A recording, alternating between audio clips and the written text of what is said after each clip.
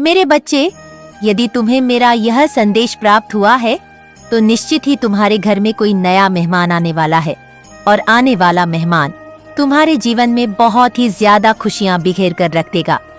उसे पाने के बाद अर्थात उसके आने के पश्चात तुम निश्चित ही खुशी से झूम उठोगे, क्योंकि वह मेहमान तुम्हारे जीवन में बहुत ही ज्यादा महत्व रखने वाला होगा।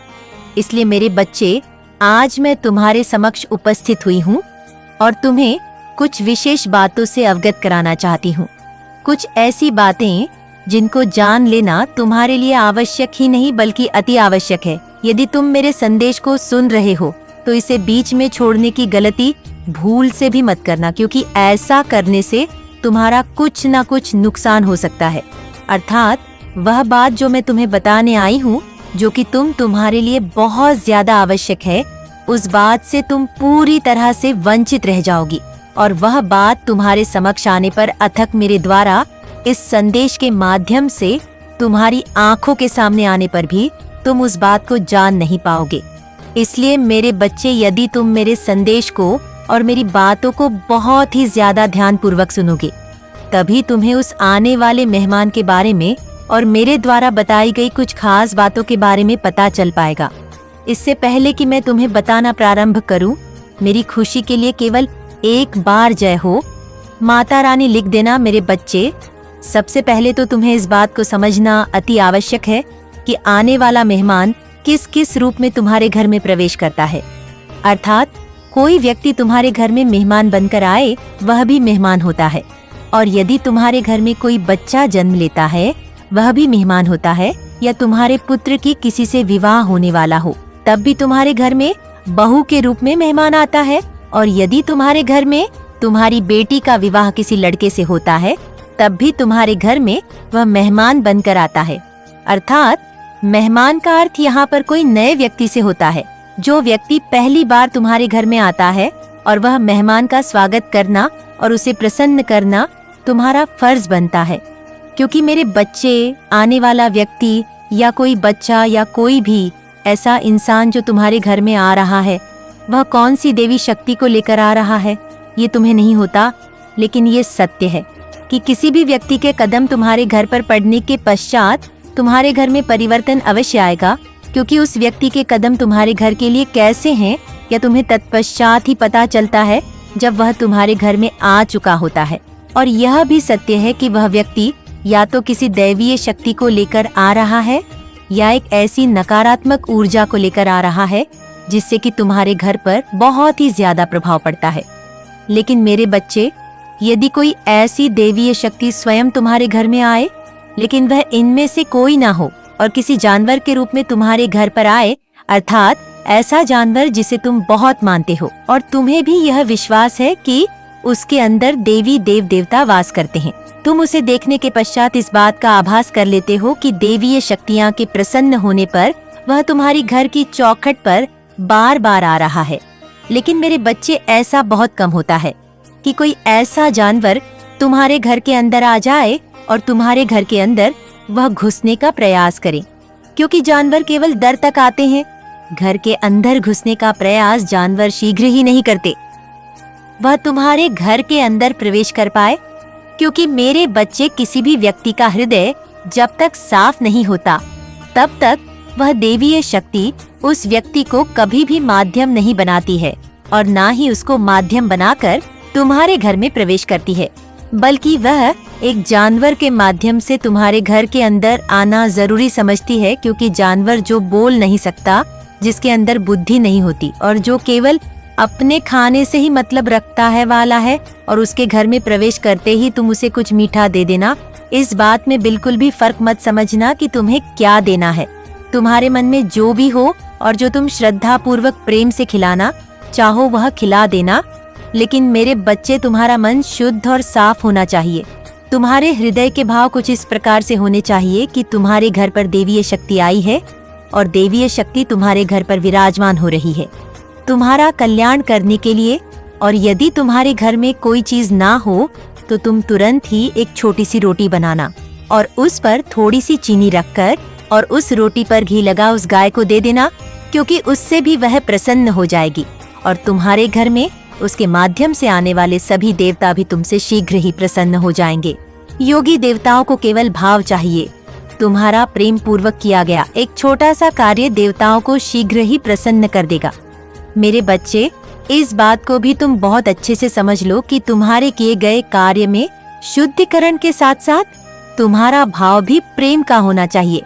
यदि तुम इस कार्य को उलझन बस करोगे तो इस बात को बहुत अच्छे से समझ लो कि तुम्हारे द्वारा किया गया यह कार्य व्यर्थ हो जाएगा। उसका कार्य केवल इतना है कि किसी भी व्यक्ति के लिए जब कोई ऐसा कार्य जो कि उसके जीवन में सबसे बड़ा पुण्य हो और व्यक्ति उसे उलझन बस करना चाहे तो निश्चित ही उसके द्वारा किया गया वह पुण्य का कार्य भी व्यर्थ हो जाता है। क्योंकि पुण्य का कार्य केवल पुण्य तब लगता है जब तुम्हारा हृदय प्रेम से भरा हो और तुम्हारे भाव बहुत ही मीठे हो, जो दैवीय शक्ति को मानते हो और तुम उनके आगे जो भी समर्पित करते हो वह शीघ्र ही उसे अर्पित कर लेते हैं, अर्थात ग्रहण कर लेते हैं और तुमसे प्रसन्न हो जाते हैं। लेकिन मेरे बच्चे, यदि तुम किसी भी कार्य को करने के पश्चात ऐसा भाव रखते हो कि तुम्हें उस कार्य से उलझन हो रही है, अर्थात तुम कर तो रहे हो लेकिन वह कार्य करने के लिए तुम्हें परेशानियों का सामना करना पड़ रहा है, अर्थात तुम्हारा मन उसे करना नहीं चाहता, बस तुम जबरदस्ती किए जा रहे हो, तो निश्चित ही उससे मिलने वाला पुण्य तुम्हें प्राप्त नहीं हो पाता। क्योंकि जबरदस्ती से किया गया कोई भी कार्य फलीभूत नहीं होता। इस बात को भी तुम बहुत अच्छे से समझ लो। यदि तुम्हारा मन स्वीकार करे उसी कार्य को करो, तभी तुम्हें किसी भी कार्य का फल प्राप्त होगा। मेरे बच्चे, मैं आज तुम्हें बताने आई हूँ कि तुम्हारे घर में कोई ऐसा व्यक्ति है जो शीघ्र ही प्रवेश करने वाला है और वह व्यक्ति आएगा, उसके कदम पड़ते ही तुम्हारे जीवन में निश्चित ही परिवर्तन आएगा। यदि तुम सही से चलोगे तो वह परिवर्तन बहुत ही अच्छा होगा और यदि तुम सही से नहीं चलोगे तो वह परिवर्तन तुम्हारे जीवन में गिरावट भी ला सकता है। क्योंकि मेरे बच्चे, किसी भी बात के दो पहलू होते हैं, एक अच्छा और एक बुरा। तुम किस बात के पहलू बनना चाहते हो यह तुम पर निर्भर करता है। क्योंकि आने वाला व्यक्ति शक्तियाँ से भरा होने के साथ साथ तुम्हारे जीवन में भी बहुत ज्यादा मायने रखने वाला है और तुम्हारे जीवन में उसके प्रवेश करते ही तुम्हारा जीवन खुशियों से भर जाएगा। इस बात को समझ लो मेरे बच्चे। यदि तुम उस खुशी को महसूस करने के पश्चात भी उसकी अहमियत को समझोगे तो निश्चित ही तुम्हें आगे भी ऐसी खुशियां प्राप्त होती रहेंगी। लेकिन यदि तुम उसकी अहमियत को ना समझकर साधारण समझो तो आगे आने वाले समय में हो सकता है कि वह खुशी तुमसे धीरे धीरे करके छिनना प्रारंभ हो जाए। क्योंकि जो तुम्हारे घर में प्रवेश करने वाली है वही लड़की तुम्हारे जीवन में भी प्रवेश करेगी। अगर तुम्हारा विवाह नहीं हुआ है तो, और यदि तुम्हारा विवाह हो चुका है तो वह तुम्हारे घर में साक्षात देवीय शक्ति बनकर आएगी। लेकिन तुम्हारा उससे विवाह नहीं होगा। बस उसके कदम पड़ते ही तुम्हारे घर में तुम्हारी दिन दुगनी रात चौगुनी तरक्की होना प्रारंभ हो जाएगी। उसके प्रवेश करते ही तुम जिस कार्य को करना चाहोगे उसको करने में पूर्ण रूप से सफल हो जाओगे। मेरे बच्चे, तुम्हारे जीवन में कोई भी ऐसा कार्य जो अभी तक नहीं हुआ था वह होना प्रारंभ हो जाएगा। तुम इस बात को बहुत अच्छे से समझ लोगे। किसी भी ऐसे व्यक्ति के कदम पड़ते ही जो कि स्वयं देवी है मेरे बच्चे, मुझे यकीन है कि तुम मेरे माँ काली चैनल को सब्सक्राइब कर लोगे, क्योंकि इसके जरिए ही तुम मेरा आशीर्वाद प्राप्त कर सकते हो। और अगर नहीं करोगे तो शायद मैं तुम पर कृपा दृष्टि तुम्हारे ऊपर सदा के लिए नहीं रहेगा। इसीलिए बिना सोचे मेरे इस चैनल को सब्सक्राइब कर दो रहती है। और यही कारण है कि तुम्हारे जीवन में वह जब आएगी और तुम्हें घर में आएगी तो तुम अपने जीवन में भारी चमत्कार देखोगे। मेरे बच्चे, उसका अर्थ यह है कि जब वह तुम्हारे घर में सबका दिल जीत लेगी और बाहर से आने वाले व्यक्तियों का भी दिल जीत लेगी, तो निश्चित ही तुम इस बात को बहुत अच्छे से समझ लो कि उसके साथ साक्षात देवीय शक्ति रहती है, अर्थात माँ लक्ष्मी की शक्ति रहती है। क्योंकि माँ लक्ष्मी उस पर मेहरबान है और माँ लक्ष्मी उससे बहुत ही ज्यादा आकर्षित होकर प्रसन्न हो चुकी है। वह जहाँ जहाँ जाएगी माँ लक्ष्मी उसके साथ साथ जाएगी। वह जिस घर में रहेंगी माँ लक्ष्मी उस घर में रहेंगी। वह जो भी व्यक्ति से प्रेम करेगी उस व्यक्ति को माँ लक्ष्मी अपने आप धन धान्य से परिपूर्ण बना देगी। क्योंकि मेरे बच्चे, उसके पास ऐसे गुण हैं और कर्म है बोली के साथ साथ गुण और कर्म होना अति आवश्यक है। उसने जो पूजा पाठ बचपन से की है वह कोई साधारण व्यक्ति नहीं कर सकता, क्योंकि साफ हृदय से की गई पूजा का फल शीघ्र ही प्राप्त नहीं होता, बल्कि बहुत ज्यादा दिनों तक तपस्या करनी पड़ती है। तब जाकर माँ लक्ष्मी किसी से प्रसन्न होती है, और जो सच्चा प्रेम करता है वही माँ लक्ष्मी को प्रसन्न कर पाता है। अन्यथा एक साधारण सा व्यक्ति किसी भी ऐसे व्यक्ति को प्रसन्न तो नहीं कर सकता, तो माँ लक्ष्मी को प्रसन्न करना तो बहुत ही दूर की बात है। मेरे बच्चे, एक दैवीय शक्ति को प्रसन्न करना इतना आसान नहीं होता। कोई भी साधारण सा व्यक्ति उसे प्रसन्न करने में सक्षम तभी हो पाता है जब उसके पास कोई ऐसी शक्ति होती है। किसी को आकर्षित करने की शक्ति या किसी को मोह लेने की शक्ति यदि उसके पास होती है तो निश्चित ही वह किसी भी व्यक्ति को अपनी ओर आकर्षित करने में सक्षम कर पाता है। मेरे बच्चे, इसके साथ साथ तुम्हें इस बात का भी ध्यान रखना होगा कि उसका हृदय तुम्हारी किसी भी बात से दुखी नहीं होना चाहिए, और तुम्हें इस बात का भी ध्यान रखना होगा कि उसके चेहरे पर पड़े रहने वाली मुस्कान को तुम कभी नहीं छीनोगे, और ना ही उससे ऐसी कोई बात कहोगे जिससे कि वह रुष्ट हो जाए, परेशान हो जाए, दुखी हो जाए। मेरे बच्चे, इस बात को समझ लो कि जीवन में आने वाली और तुम्हारे घर में आने वाली वह कन्या कोई साधारण कन्या नहीं है, बल्कि एक देवी शक्ति है जो तुम्हारे घर में प्रवेश करेगी, और तुम्हारे घर में प्रवेश करने के पश्चात तुम्हें दिन दोगुनी और रात चौगुनी तरक्की होना प्रारंभ हो जाएगी। तुम स्वयं देखोगे कि उसके कदम पड़ते ही कि तुम कहां से कहां पहुंच गए। कुछ ही समय पश्चात उसके किए गए कर्म का फल तुम्हें स्वयं दिखने लगेगा, क्योंकि मेरे बच्चे, किसी भी व्यक्ति के कर्म का फल दिखने में भले ही थोड़ा समय लगे, लेकिन जब अच्छे का फल दिखना प्रारंभ होता है तो अच्छे अच्छे व्यक्ति को चौंका कर रख देता है, सबकी आंखों को चकाचौंध कर देता है, और हर व्यक्ति को इस बात का आभास होने लगता है कि सच में यह कोई दैवीय शक्ति है या इसके ऊपर किसी दैवीय शक्ति का छाया है। क्योंकि मेरे बच्चे, किसी भी साधारण व्यक्ति के ऊपर कोई दैवीय शक्ति तब आश्रित होती है जब दैवीय शक्ति को इस बात का विश्वास होता है कि वह जीवन में ऐसा कोई कार्य नहीं करेगा या करेगी जिससे किसी को कष्ट हो या किसी का हृदय दुखी हो। लेकिन तुम कभी भी उससे झूठ बोलने का प्रयास मत करना, ना ही उसे धोखा देने की चेष्टा करना, क्योंकि वह दैवीय शक्ति उसके साथ रहती है। तो तुम्हारे बारे में वह जब जानेगी तो तुमसे दूर हो जाएगी, और तू फिर उसका पुनः कभी भी हृदय जीत नहीं पाओगे, और ना ही उसके हृदय में अपने लिए ऋण की ज्योत को जगा पाओगे। क्योंकि मेरे बच्चे, यदि उसके हृदय में एक बार वह प्रेम की ज्योत बूझ गई तो तुम लाख कोशिश कर लो, लेकिन फिर भी उसके हृदय को जीत पाना तुम्हारे लिए नामुमकिन होगा।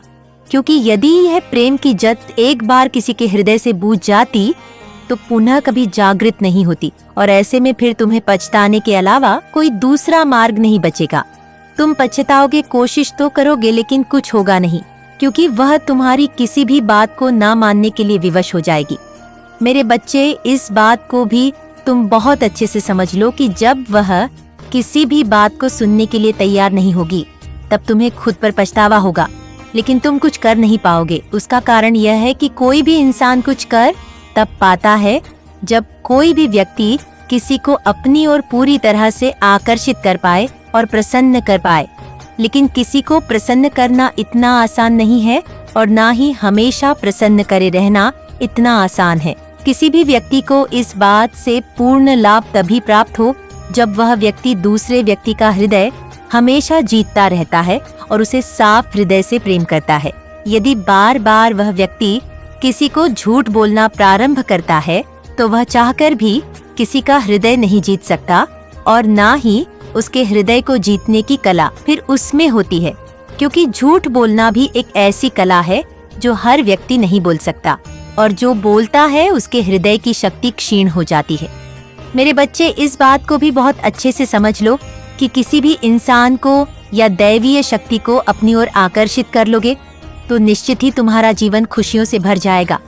लेकिन यदि वह देवीय शक्ति हमेशा प्रसन्न रहे, तब यदि तुम कार्यों में परिवर्तन लेकर आओगे या कोई भी ऐसा कार्य करोगे जिससे कि वह देवी शक्ति तुमसे रूठ हो जाए, तो तुम इतना समझ लो कि वह देवी शक्ति तुमसे दूर भी जा सकती है। क्योंकि मेरे बच्चे, जो कार्य किसी इंसान को परेशान करके चेष्टा करने लगता है और शीघ्र ही समय आने पर वह दूर हो जाता है, तो दैवीय शक्तियाँ भी उसी प्रकार होती हैं कि तुमसे दूर हटना प्रारंभ कर देती है।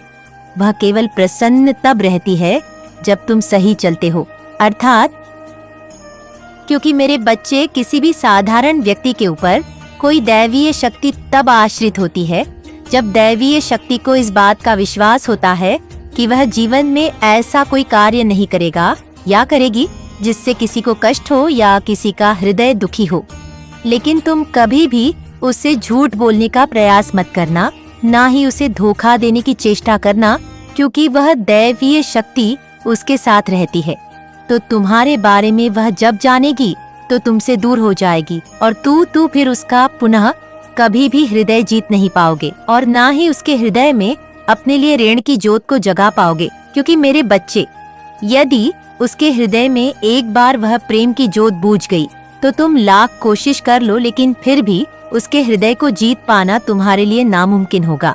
क्योंकि यदि यह प्रेम की ज्योत एक बार किसी के हृदय से बूझ जाती तो पुनः कभी जागृत नहीं होती, और ऐसे में फिर तुम्हें पछताने के अलावा कोई दूसरा मार्ग नहीं बचेगा। तुम पछताओगे, कोशिश तो करोगे, लेकिन कुछ होगा नहीं, क्योंकि वह तुम्हारी किसी भी बात को ना मानने के लिए विवश हो जाएगी। मेरे बच्चे, इस बात को भी तुम बहुत अच्छे से समझ लो कि जब वह किसी भी बात को सुनने के लिए तैयार नहीं होगी तब तुम्हें खुद पर पछतावा होगा, लेकिन तुम कुछ कर नहीं पाओगे। उसका कारण यह है कि कोई भी इंसान कुछ कर तब पाता है जब कोई भी व्यक्ति किसी को अपनी ओर पूरी तरह से आकर्षित कर पाए और प्रसन्न कर पाए। लेकिन किसी को प्रसन्न करना इतना आसान नहीं है और ना ही हमेशा प्रसन्न करे रहना इतना आसान है। किसी भी व्यक्ति को इस बात से पूर्ण लाभ तभी प्राप्त हो जब वह व्यक्ति दूसरे व्यक्ति का हृदय हमेशा जीतता रहता है और उसे साफ हृदय से प्रेम करता है। यदि बार बार वह व्यक्ति किसी को झूठ बोलना प्रारंभ करता है तो वह चाहकर भी किसी का हृदय नहीं जीत सकता, और ना ही उसके हृदय को जीतने की कला फिर उसमें होती है, क्योंकि झूठ बोलना भी एक ऐसी कला है जो हर व्यक्ति नहीं बोल सकता, और जो बोलता है उसके हृदय की शक्ति क्षीण हो जाती है। मेरे बच्चे, इस बात को भी बहुत अच्छे से समझ लो कि किसी भी इंसान को या दैवीय शक्ति को अपनी ओर आकर्षित कर लोगे तो निश्चित ही तुम्हारा जीवन खुशियों से भर जाएगा। लेकिन यदि वह दैवीय शक्ति हमेशा प्रसन्न रहे, तब यदि तुम कार्यों में परिवर्तन लेकर आओगे या कोई भी ऐसा कार्य करोगे जिससे कि वह देवी शक्ति तुमसे रूठ हो जाए, तो तुम इतना समझ लो कि वह देवी शक्ति तुमसे दूर भी जा सकती है। क्योंकि मेरे बच्चे, जो कार्य किसी इंसान को परेशान करके चेष्टा करने लगता है और शीघ्र ही समय आने पर वह दूर हो जाता है, तो दैवीय शक्तियां भी उसी प्रकार होती हैं कि तुमसे दूर हटना प्रारंभ कर देती है। वह केवल प्रसन्न तब रहती है जब तुम सही चलते हो, अर्थात कोई ऐसा कार्य नहीं करते जिससे किसी के हृदय को कष्ट हो। ऐसी कोई बात किसी को नहीं बोलते जिससे किसी के हृदय को बुरा लगे, या कोई ऐसा कार्य नहीं करते जिससे कि किसी के हृदय को बिल्कुल तोड़ कर रख दे। यदि तुम सही से चलते हो तो तुम हृदय जीतते रहते हो, और तुम कभी भी ऐसे किसी कार्य को करते हो तो निश्चित ही किसी के हृदय को बुरा और अच्छा समझने में केवल कुछ अंतर रखते हो। मेरे बच्चे, अब तुम केवल इतना समझो कि जो बात मैंने तुम्हें समझाई है आने वाले जानवर के बारे में और आने वाली उस कन्या के बारे में, उसके बारे में जानने के पश्चात तुम अपने जीवन में क्या करोगे, यह बात तुम्हें बहुत ही ज्यादा शांति से सोचनी है। क्योंकि इस बात पर विचार करने के लिए तुम्हें अपने मन को कुछ समय के लिए शांत करना होगा और उस पर बारीकी से ध्यान देना होगा। यदि तुम्हारा मन मेरी बोली हुई बात पर विश्वास करे, तभी तुम उस बात को करना प्रारंभ करना।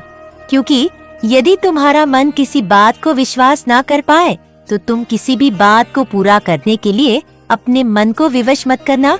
क्योंकि मेरे बच्चे, यदि तुम अपने मन को बार बार उस कार्य को पूरा करने के लिए करोगे तो तुम्हारा मन विवश हो जाएगा, लेकिन तुम्हारे हृदय को विश्वास नहीं हो पाएगा। और इसके साथ साथ इतना भी ध्यान रखना कि हर व्यक्ति के जीवन में ऐसा नहीं होने वाला है। जैसा कि मैं संदेश में बता रही हूँ, कुछ खास व्यक्तियों के लिए यह संदेश दिया गया है और संदेश में बताई गई बातें ही कुछ खास व्यक्तियों के लिए जरूरी है। हर व्यक्ति के लिए वह बात इसलिए जरूरी नहीं है कि सामान्य बता बात हर व्यक्ति के ऊपर साबित हो। यह जरूरी नहीं मेरे कुछ खास भक्त हैं, केवल उनके लिए यह संदेश मैंने भेजा है। और जो मेरी पूजा आराधना करते हैं, जिनके जीवन में ऐसा होगा, वह स्वयं ही देखने के पश्चात इस बात को बहुत अच्छे से समझ जाएंगे कि मैंने उन्हीं के लिए यह संदेश भेजा था। मेरे बच्चे, यदि किसी व्यक्ति के जीवन में ऐसा ना हो तो तुम्हें अपने जीवन उस पर ज्यादा सोच विचार करने की आवश्यकता नहीं है, ना ही यह सोचने की आवश्यकता है कि तुम्हारे जीवन में ऐसा क्यों नहीं हुआ जैसा मैंने बताया है। बस इस बात को समझ लेना कि तुम वह व्यक्ति नहीं हो जिसके बारे में मैंने आज इस संदेश में पूर्ण रूप से तुम्हें जांच कराया है और बताया है, और तुम अपने उस समय का इंतजार करना जिस समय में तुम्हें कुछ प्राप्त होगा। और तुम्हारे लिए भी मैं कुछ ऐसा निर्धारित करूंगी जो तुम्हारे जीवन में अवश्य यही होगा। इसलिए मेरे बच्चे, ना तो तुम्हें ज्यादा घबराने की आवश्यकता है और ना ही ज्यादा चिंता करने की, ना ही इस बात को ज्यादा सोचने की कि तुम्हारे जीवन में बताए गए संदेश में क्यों नहीं हो रहा। बस समझदारी से काम लेना और इस बात को पूर्ण रूप से समझ लेना कि तुम्हारा भी अच्छा समय शीघ्र ही आने वाला है और तुम्हारे भी जीवन में कुछ ऐसा होगा जिसे देख करके तुम बहुत ही